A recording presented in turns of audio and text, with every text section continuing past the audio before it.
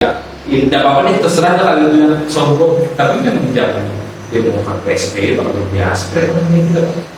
OKB, bahasa saya itu OKB orang kaya luar itu lahir di zamannya Pak SBY. Oke, selamat datang Pak Luis di podcast kita. Salam sapa teman-teman. Kita hari ini podcast bersama Wakil Ketua Bapilu BPC Negara Pak ya. Terima kasih kalau sudah datang. Dan ini bicara bagus juga sih. Pak ini sudah masuk di tahun-tahun. Kalau saya bilang tahun-tahun politik ya. Kalau sudah selesai IP itu sudah semua berita yang promosi dan udah panas lah ibaratnya. Kita pun di kecamatan kita Pak Kabupaten Kutai ini sudah mulai ramai yang Pak ya. Sebagai wakil ketua Badan Pemenangan Pemilu Pak ya, pemenangan sekarang. Itu gimana sudah langkah-langkah yang dilakukan Pak Luis? Ya, alhamdulillah Partai Demokrat saat ini mengalami elektabilitas di Kaltim sendiri trennya peningkatan sudah hampir 7%. 7%. Berbeda dengan tahun di 2018 yang hanya 3% bisa memulai kayak ini. Kalau kita lihat sepertinya di Kutai Kartanegara peminat untuk kawan-kawan menyalurkan politiknya bergabung di Partai Demokrat ini sangat tinggi, di mana hampir seluruh dapil ini 70-80% itu kaum milenial. Nah, alhamdulillah jadi Partai Demokrat ini membawa kaum milenial ini untuk berpartisipasi dalam pesta demokrasi kancah politik baik di tingkat kabupaten, provinsi maupun tingkat nasional.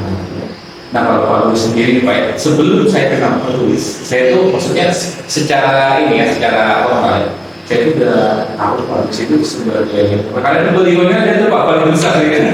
Iya, beberapa tahun aja ya. Alhamdulillah di Demokrat ini mulai sekitar itu 2017 pada saat itu ada kami ketua DPD Pasar Jaya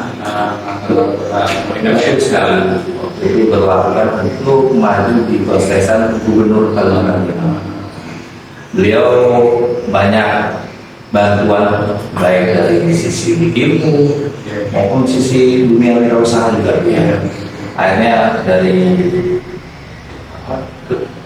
ke kemampuan beliau dalam rumah ramah-tamahan beliau itu akhirnya saya tergugah saya mau ingin tahu seperti apa di 2017.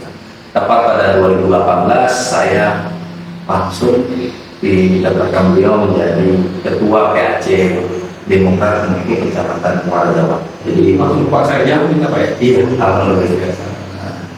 Jadi karena Pak Sarijang adalah mentor saya untuk di partai. Sebelum di dunia politik berkecimpung di partai, Bapak kan pernahnya sebagai pengusaha Pak ya? Iya. Dan kenapa Pak memilih untuk menjadi politisi? Karena kan sih kalau melihat fenomenanya, saya pengusaha akhirnya menjadi politisi ya. Tapi kita bertanya-tanya ya, kenapa ya? Kalau sudah enak banget di usahanya, di bisnisnya udah jalan, untuk memilih di politik kenapa? Ya, jadi berbicaranya SPK-nya muda zaman muda ya, masih muda juga ya. Waktu dulu di bangku kuliah, saya tergabung dalam BMNI, Gabungan Siswa Nasional Indonesia. Ternyata ya. Dulu pada saat gerakan reformasi tahun 98 saya kan itu bergerak terus tuh reformasi 98, 99, 2000 sampai 2003 ya masih aktif ya saya masih bergejolak dan itu sampai ke wilayah daerah dan sendiri Kalimantan Timur. Nah dari situ ya kami sering mengangkat emas ya keinginan untuk merubah pola perpolitikan di Indonesia. Nah di dalam memang sih di politik kita tahu sendiri lah bukan untuk menjadikan nafkah keluarga maupun nafkah pribadi di politik, tapi hanya untuk bagaimana politik ini mensejahterakan masyarakat. Nah, Tapi ya karena politik bukan untuk memperkaya diri, saya juga butuh makan, makanya saya tetap melakukan kegiatan beraktivitas sebagai manusia yang mencari nafkah. Nah kalau politik itu apa ya, sebenarnya kita tuh hidup kehidupan apapun ya, kalau saya di usaha kehidupan mungkin luar politik kan sudah ada Pak ya. Jadi sebenarnya politik itu kan diarah kita kan Pak ya. Jadi kayaknya susah memisahkan manusia dengan politik itu. Kan gitu kan Pak tuh. Nah kalau pemilu sendiri Pak, Muara Jawa itu sebenarnya boleh nggak Pak masih teman-teman yang sibuk dari saat kita bercerita sebenarnya politik itu buat kalian yang penting gitu Pak ya. Betul sebenarnya apa sih yang harus kita mulai kalau politik nggak harus langsung cari Pak ya, tidak bisa ini memang paling bagus cari. Bapak kan Bapak dulu dari 2017 2018 masuk tuh apa yang Bapak lakukan Pak? Ya, waktu 2018 itu dia langsung mengusung kan, sama bicara politik itu harus punya warna, punya apa idealis yang kita inginkan. Jadi Partai Demokrat kan kita tahu sudah menjadi apa visi-misi yang sudah banyak orang ketahui bahwa Demokrat ada nasional religius, jadi agama tetap ada, nasional atau kebangsaan tetap ada. Nah, kaum pemuda saat ini memang mestinya mengisi banyak kaum milenial, kaum pemuda, karena kaum-kaum yang di atas umur perpolitikan di atas 45 kan nggak cocok lagi dengan menyeimbangkan kaum milenial. Contohnya di dunia bisnis ya, dunia bisnis itu aja yang sesepuh nggak ikut sudah anaknya yang main. Nah ini sebenarnya kaum milenial kesempatannya kita ini untuk mencoba peluang, dan juga kan pasti kalau pemuda itu harus berani di politik kan ini, harus berani berkomitmen ya, karena pemuda kalau berkomitmen di awal politik ini apabila dia duduk dan tidak menjalankan komitmennya akan karirnya hancur, pasti pos-pos sindrom itu akan muncul. Saya pernah, saya sudah jadi DPR, pas selesai karena tidak bekerja dengan baik di DPR, saya keluar kan mungkin saya mencari pekerjaan, sudah pos sindrom. Jadi pemuda, percayakan sama pemuda, kepada masyarakat semua ini percayakan sama pemuda, karena pemuda lebih berkomitmen, karena masa depannya masih panjang dan tidak mungkin dia akan merusak karirnya. Nah, tadi kalau cerita apa passionnya di politik udara itu mungkin apa ya, menjadi aktivis, akhirnya berusaha, akhirnya ke politik dan Bapak udah melewati sistem ya, partai reformasi sampai dengan sekarang. Ini kan kalau kita lihat itu tahun depan kapan beda Pak ya, itu sekali kan caranya itu udah berapa mungkin karena ada dunia digital ya, sosial media itu sangat penting. Apalagi Partai Demokrat di Pak ya, kita sangat penting banget, kita sangat aware sama sosial media Pak ya. Sebagai konsumen apa nih Pak tantangannya Pak Is dan ya, karena di Demokrat Kutai Kartanegara di bawah kepemimpinan DPD Kalimantan Timur, Bung Irwan Peco itu sudah menyampaikan kepada kami semua bahwa ada 3 hal yang harus dalam kegiatan dalam kampanye, yaitu media, door to door, membaca peluang. Itu strateginya. Jadi mengapa harus media? Karena ini sudah zaman teknologi. Hampir setiap hari manusia itu menghabiskan untuk medianya sudah bisa dianggap panjang. Dalam seperti ngalah-ngalahan jam waktu kerjaan. Kantor hanya 7 jam, tapi orang bermain media sampai 8 jam berarti tersampainya apa ide-idenya kawan-kawan lebih cepat itu. Terutama sosial media Pak ya. Sosial media. Karena kalau media mainstream sendiri itu udah jarang banget Pak, koran, TV itu kita udah jarang banget gitu. Bahkan kita melihat berita di mainstream media itu dari sosial media Pak ya kan, udah potong-potongan baru kita lihat lagi. Nah, nanti Pak Presiden kan ya. Memang kalau bicara media tetap kita sesuatu itu media yang yang kayak surat kabar, karena dia sudah bersekolah ya. Kita biasanya ini media baru, belum pada katanya tetap kita akui kawan-kawan di media yang surat kabar maupun elektronik itu sangat lebih mengerti tentang itu karena memang bagiannya mereka. Bisa dipertanggung. Betul sekali. Nah, inilah media ini kayak kalau kita sudah dengan penggunaan Facebook di Indonesia sangat besar, terus Twitter, Instagram, ditambah lagi TikTok, terus naik video, ini loh kesempatannya pemuda.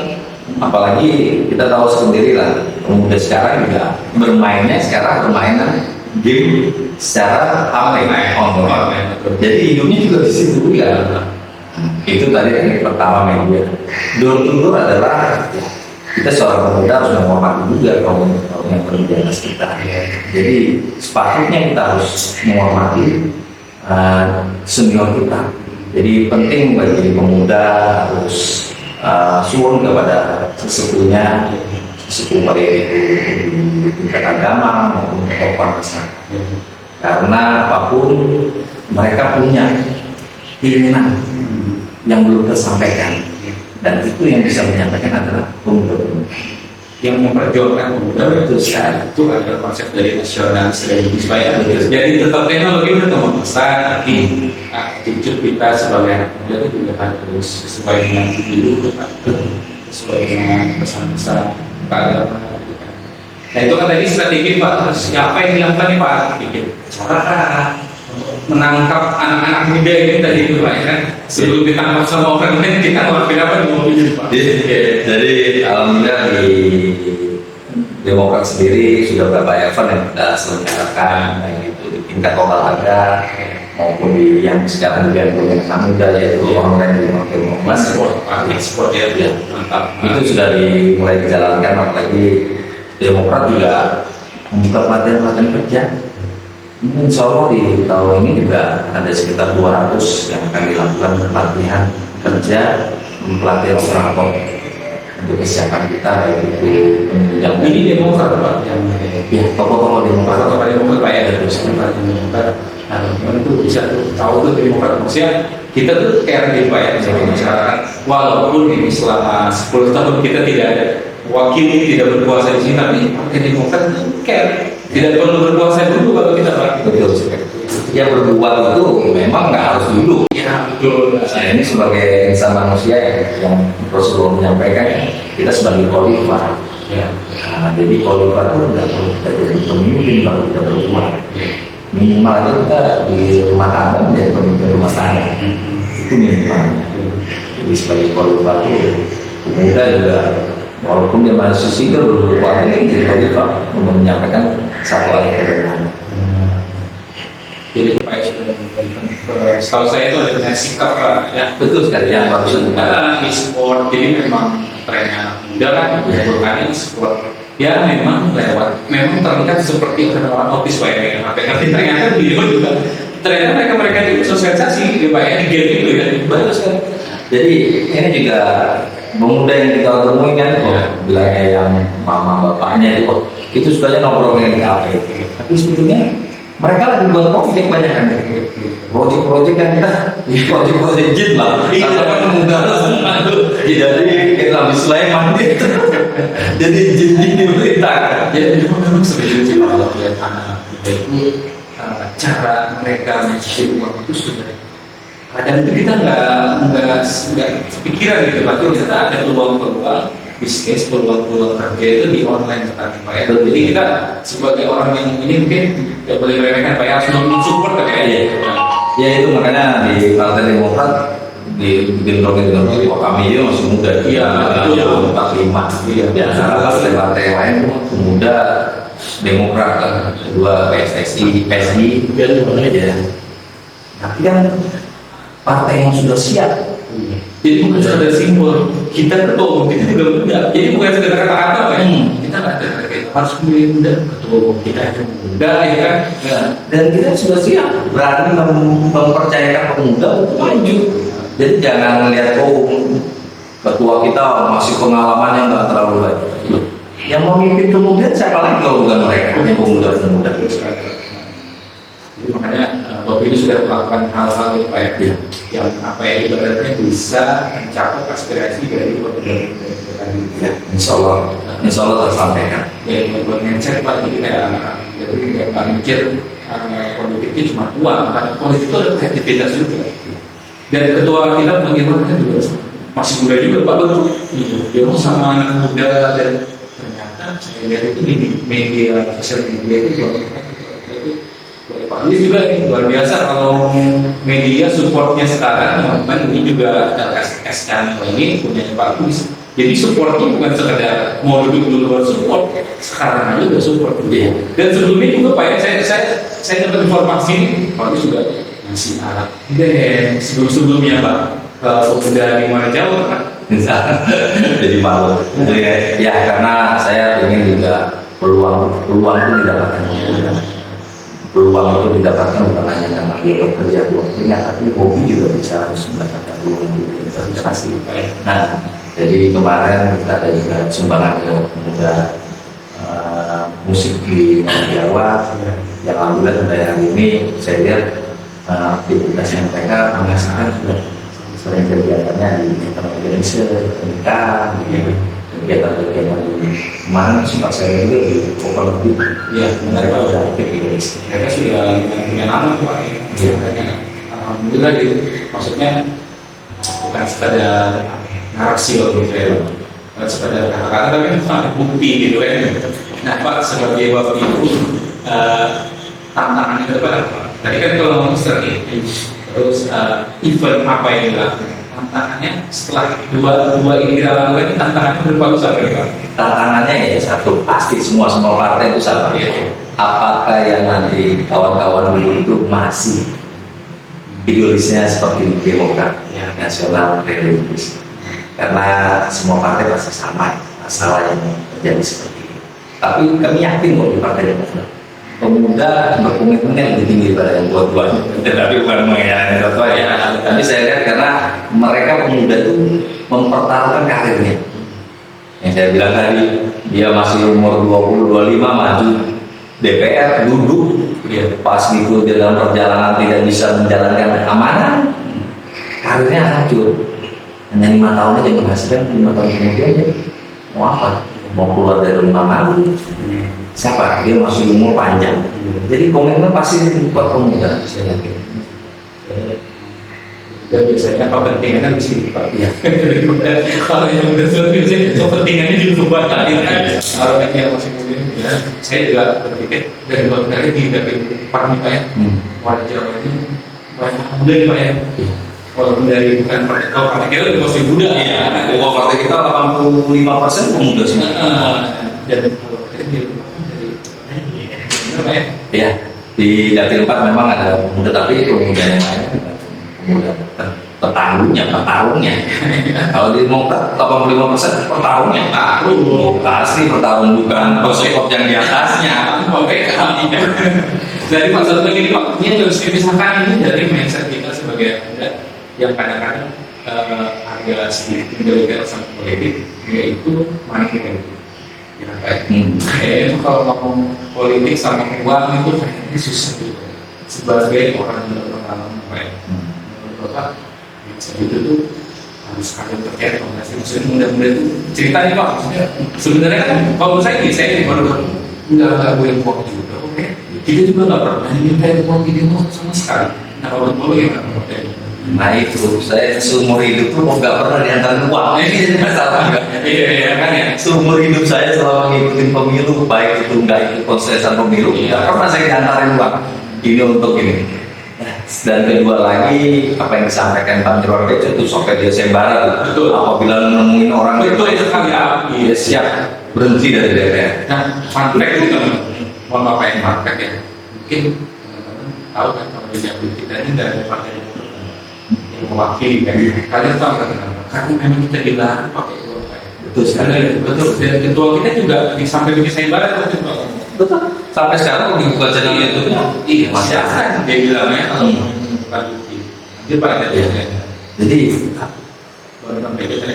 Bang Irwan Pejo, saya barang membuka apabila menemukan saya memakai manipul, saya siap untuk menjadi DPR. Apa dia pertaruhkan? Masa itu kita sudah kan kita bisa yakinin bahwa uang bukan segalanya. Tinggal gagasan dan ide dan track recordnya kawan-kawan. Dan saya yakin pemuda lebih cair penemu-penemunya Facebook juga pemuda. Iya benar Pak. Netizen juga luar biasa sekarang Pak ya. Kalau ada pejabat hidup mewah, netizen yang tampak ya kan itu kan kekuatan sosial media dan pemuda juga Pak. Kalau sosial media jadi tanpa pemuda juga nggak di sini juga Pak ya. Jadi kawan-kawan pemuda juga jangan apatis ya. Ya betul. Nah, bisa lihatlah sekarang pengusaha-pengusaha juga sekarang gandolnya pemuda. Oh iya. Berarti orang tuanya mempercayakan sama anak-anak. Kenapa kita takut dengan berpolitik? Yang pemuda yang dari pengusaha itu juga gak punya modal, gak punya pengalaman, cuma dipercaya bapaknya, ayo berusaha. Yang penting kamu jaga kepercayaan saya. Seperti kamu ingin Partai Demokrat memberi kepercayaan sama pemuda, tolong menjaga kepercayaan kamu sebagai nasional. Di Balikpapan itu Pak ada Bang Edi Mapak. Ya masih muda kan, pasti muda lihat. Dan dia juga di DPD Pak. Dan sekarang dia fokus menjadi ketua DPC Kota Balikpapan. Kita terusin ya, beliau itu luar biasa, masih muda tapi apa yang dia lakukan kemarin pas zaman COVID itu diakui Indonesia.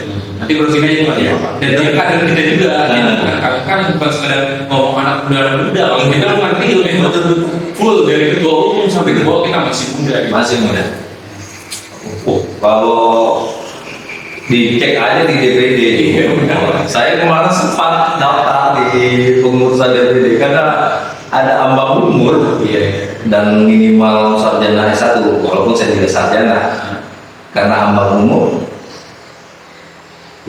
Tadi ke DPC. Iya. Dan beda setahun aja ambang umurnya.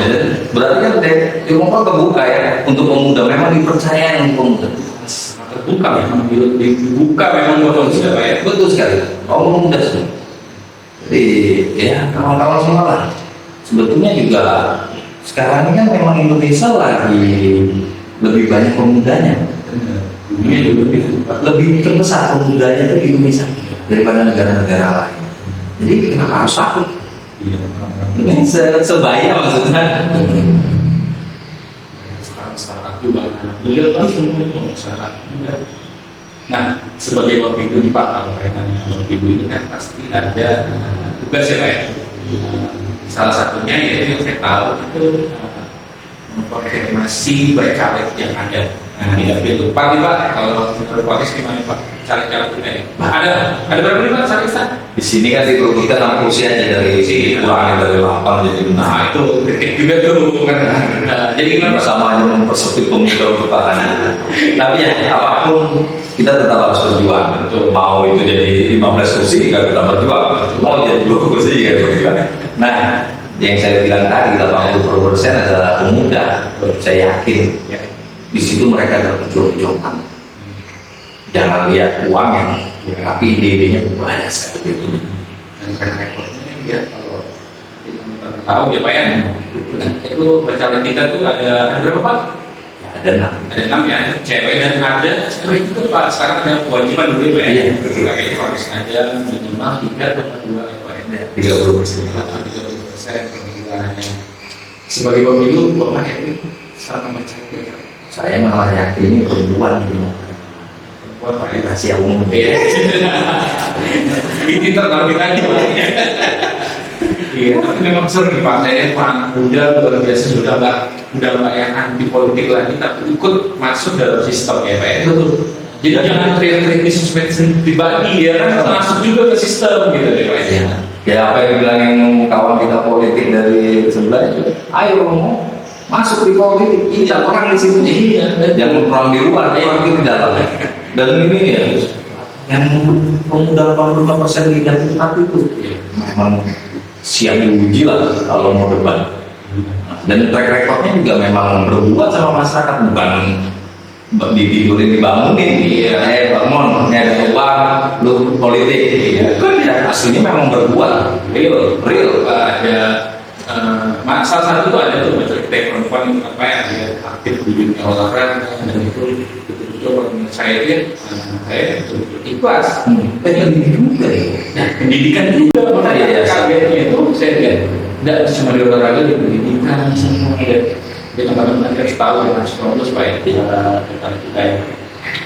Nah, Apalagi Pak kalau pesan sebagai Bapak Ibu? Ya, misalnya kepada kawan-kawan yang mau lagi bersama di Partai Demokrat, yang mau maju di kontestan pemilu, kita selalu terbuka. Ya. Dan apabila mau mendampingi kawan-kawan yang itu caleg, insya Allah kita terbuka. Kita ini perjuangan mudah. Ya kalau bicara kisah-kisahnya kawan-kawan caleg ini nantilah sebelum ditanyakan. Dia juga banyak tekanan. Ya biasa namanya perpolitikan ya. Tapi udah nggak pernah goyah gitu. Malah makin semangat tuh biasanya semangat. Iya, makin ditekan makin bentur. Makanya kalau muda, misalnya saya belum ini Pak, belum mengerti tentang perpolitikan, ayo gabung di Partai Demokrat, isi ruang-ruangnya di situ. Oh saya jagonya Pak, nyediain makanan. Ayo menyediakan makanan untuk orang yang membutuhkan, bukan untuk si calegnya. Bagi orang yang membutuhkan. Kita ikut di Partai Demokrat adalah berbakti sosial. Ya. Kalau saya pribadi itu Pak, memang pertama ada sosok yang contoh. Jujur aja ini bukan karena Pak Luis di sana. Menurut saya Pak Luis ini di Demokrat itu. Nah ini saya mau tanya Pak, apa itu Bapak ini kalau melihat politisi lain di hari itu Bapak, setiap pemilu warnanya mungkin, setiap pemilu warnanya kan gitu. Nah ini yang saya contoh nih teman-teman, kenapa saya contoh Demokrat karena saya waktu itu pimpinan saya Pak Agus itu memberikan contoh buat kita itu nggak yang kalau bahasa kasarnya tutup lompat gitu, di mana tinggi dia datang gitu kan.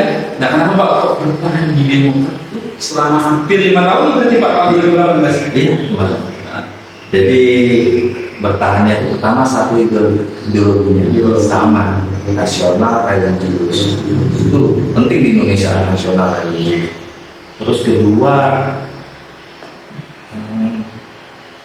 Nasional pemuda itu ketua umum itu gagah banget, terus punya visioner yang mantap, luar biasa. Kalau di militer aja dia banyak sertifikat dia dapatnya sampai ke luar negeri. Bukan karena dia bapaknya waktu jadi pejabat presiden ya, tapi tumblengan waktu jadi militer lebih tinggi. Bapaknya juga bukan main itu zamannya bapaknya.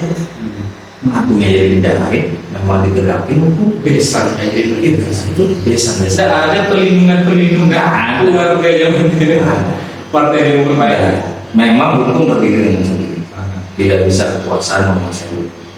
Apabila kekuasaan menguasai hukum ya nggak usah lagi adanya negara. Ya kan oligarki aja kita utamakan, jadi kerajaan lagi. Dari pertama ini harus Pak ya, harus memang pimpinan kita tuh bisa memberikan. Saya juga melihat Pak juga memberikan contoh buat kita Pak. Jadi ibaratnya kita kemudian itu kadang-kadang secara verbal, nasihat verbal itu nggak masuk di kuping kita Pak. Tapi kalau orang di atas kita ngasih contoh, itu kita lebih kayak ya begini maksud kita harus lebih baik lagi kan kayak gitu Pak ya. Saya pastikan juga dengan menentukan partner orang jelas. Walaupun orang itu nggak suka makin tapi dia jelas. Daripada abu-abu kesini sana yang mereka tadi betul Pak. Kita menentukan warna itu jelas, orang juga menghargai kita. Kan benar. Itu ya Pak. Saya dasarnya minta kita mau dihargai. Bagaimana menghargai kita. Tapi kalau boleh tahu ada nggak sih partai yang sudah mulai menentukan? Pernah nggak sih Pak kayak jakin gitu ya? Beda model lebih mantap nih. Ya banyak aja. Nggak usah disebutin Pak, itu pernah ya? Pernah, hampir seluruhnya lah. Hampir seluruhnya. Karena namanya Pak itu luar biasa sih kalau berpolitikan gitu. Ya itu kayak kelebihannya kita menentukan satu warna itu kita dihargai orang. Karena kita menghargai diri kita juga. Value. Jadi memang politisi itu kalau bertahan, menurut saya value lebih bagus Pak ya. Daripada yang pindah-pindah gitu. Menang kalah itu urusan Allah. Kita hanya berjuang. Memang kok kita kalah, Allah masih memberikan yang terbaik. Jika kita siap ya kita menerima kekalahan itu, bukan langsung kalah langsung pindah ke warna lain.